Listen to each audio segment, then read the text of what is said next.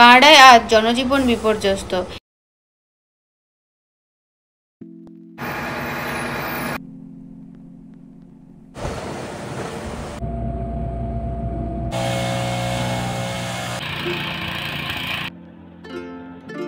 নমস্কার, সবাই কেমন আছেন? আমি সোমা। কানাডা কথার আরেকটি নতুন ভিডিওতে আপনাদের সবাইকে স্বাগত। বিগত 2-3 দিন ধরে আমাদের এখানে টানা তুষার ঝড় হচ্ছে। এই দেখুন রাত্রির অবস্থা, সারা রাত ধরে স্নোফল হচ্ছে।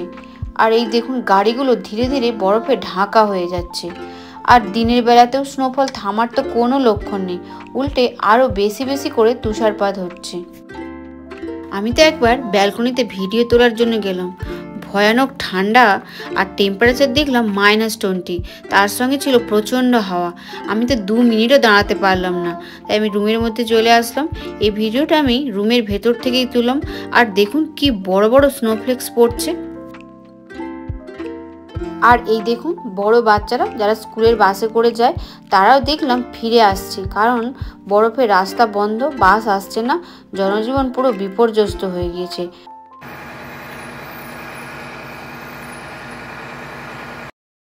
এই দেখুন বরফের মধ্যে বাস আটকে একদিকে রাস্তা ব্লক হয়ে গিয়েছে, আর এই ছোট গাড়িগুলো এক সাইড দিয়ে ধীরে ধীরে যাচ্ছে।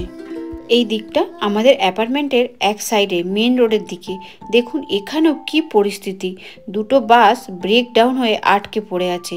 আর সামনে দেখুন এই মার্সিডিজ গাড়িটা তুষারের মধ্যে আটকে গিয়ে রাস্তা ব্লক করেছে, মনে হচ্ছে না বরফের মধ্যে যেন ঢুকে গিয়েছে। কলকাতা বা ইন্ডিয়ার বড় বড় শহর তুমুল বৃষ্টিপাতের ফলে যেমন জলমগ্ন হয়ে যায়, তেমনি কানাডার এই রেজাইনা শহর আজ তুষারমগ্ন হয়ে গিয়েছে।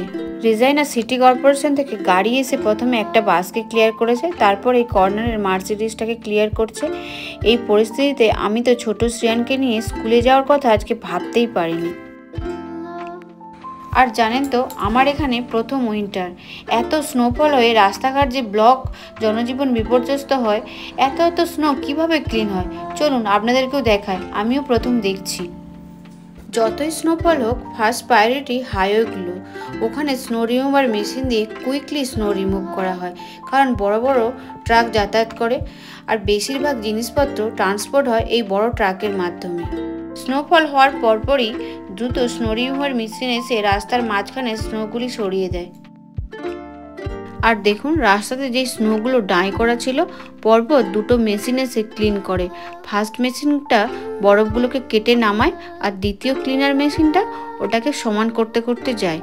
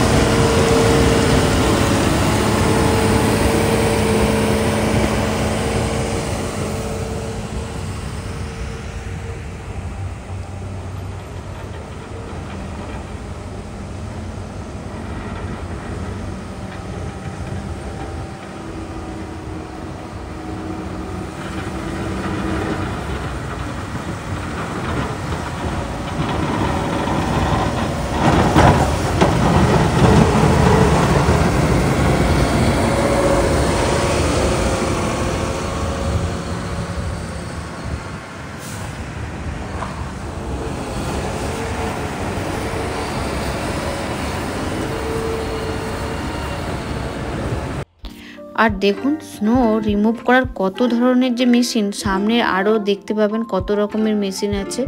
আর আমি তো প্রথম ভাবতাম এত যে স্নোফল হয় এগুলো তো কিছু গলে যায় না, তাহলে যাবে কোথায়? রাস্তায় তো থাকতে থাকতে রাস্তায় তো চলাচল বন্ধ হয়ে যাবে। আর এখানে টেম্পারেচার -10-এর উপরে তো ওঠেই না, তাই জন্য স্নোফল যত হয় সব ধীরে ধীরে জমে জমে ডাই হয়ে যায়, এগুলো আর গলে জল হওয়ার কোনো প্রশ্নই নেই। বারবার স্নোফলের পর স্নোগুলো তো জমা হতেই থাকে, তাই জন্য ক্লিন করা হয়। আর এই স্নোগুলো তো গলবে সেই মার্চের গরমে।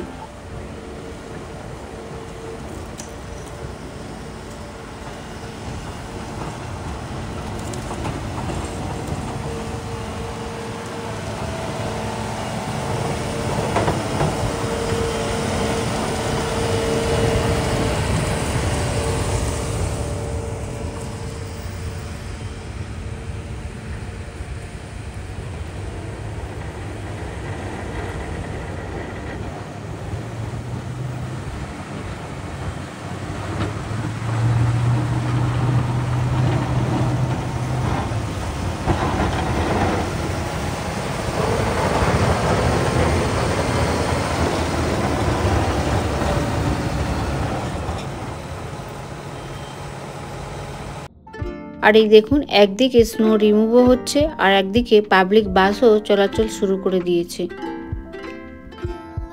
আর এই হাউসগুলো দেখুন কি সুন্দর লাগছে। আর জানেন এখানে হাউসগুলো মোটামুটি একই রকমের স্ট্রাকচার হয়। আর হাউসের ছাদগুলোতে সব স্নো পড়েছে, খুব সুন্দর লাগছে না দেখতে।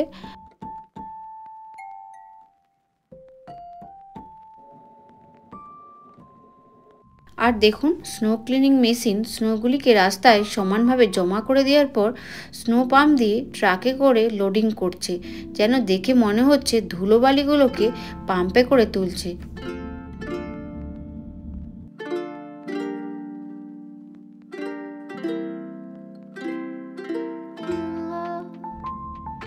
আর দেখুন স্নো ক্লিনিং মেশিনও ট্রাফিক সিগন্যাল মেনেই কাজ করছে।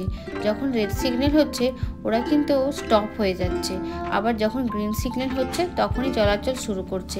এত ব্যস্ততার মধ্যেও রুল কিন্তু সবাই ফলো করছে।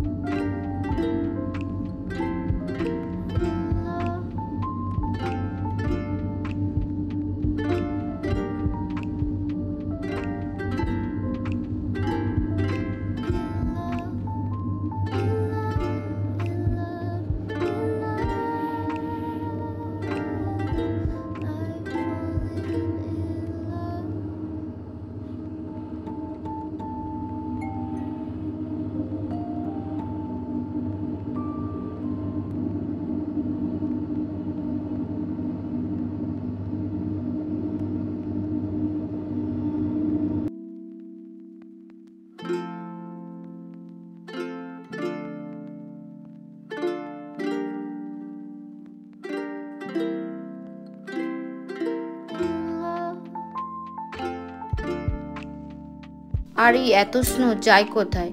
এই ট্রাকে করে যেখানে ডাম্পিং জায়গাগুলো আছে ওখানে নিয়ে গিয়ে ডাম্প করা হয়। আর যখন গরম পড়বে, টেম্পারেচার বাড়তে থাকবে, তখন এই স্নোগুলো মেল্ট হয়ে যায়।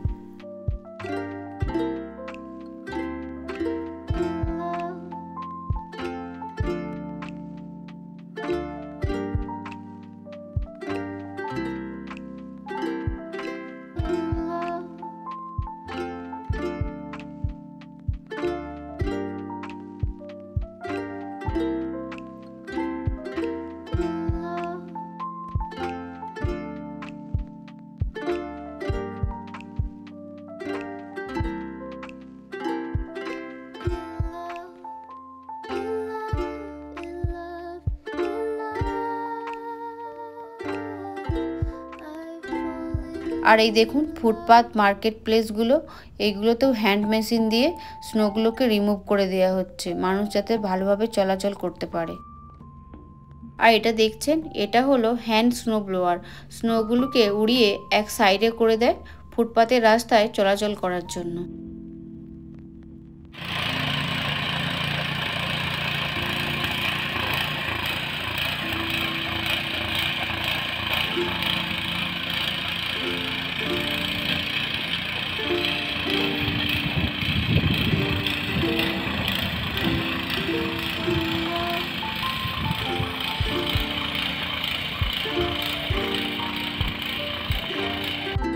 আর এটা হলো আমাদের অ্যাপার্টমেন্টের ক্যাম্পাস।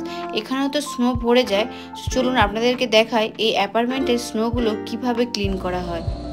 আর এই দেখুন, এই মেশিনটা একটা হ্যান্ড ব্লোয়ার, সব এন্ট্রান্সের মুখের স্নোগুলোকে উড়িয়ে দিচ্ছে।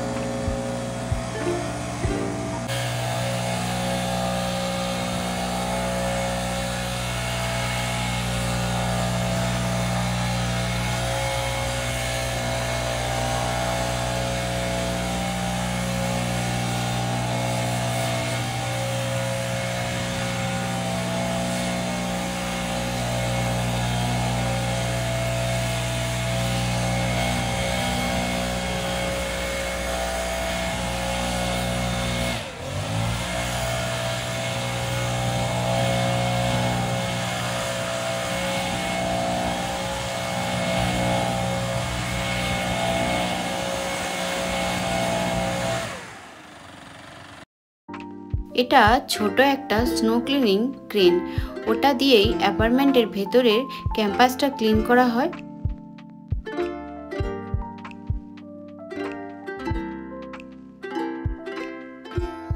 আর তার সাথে এটা আরেকটা বড় স্নো ক্লিনিং মেশিন। আর দেখুন, আমি এই ভিডিওটা তো আমার রুমের ভেতর থেকে তুলেছি, তো আমার রুমের যে জানালার কাঁচটা, ওতেও স্নোগুলো দেখুন কেমন হালকা হালকা ভাবে লেগে আছে এখনো।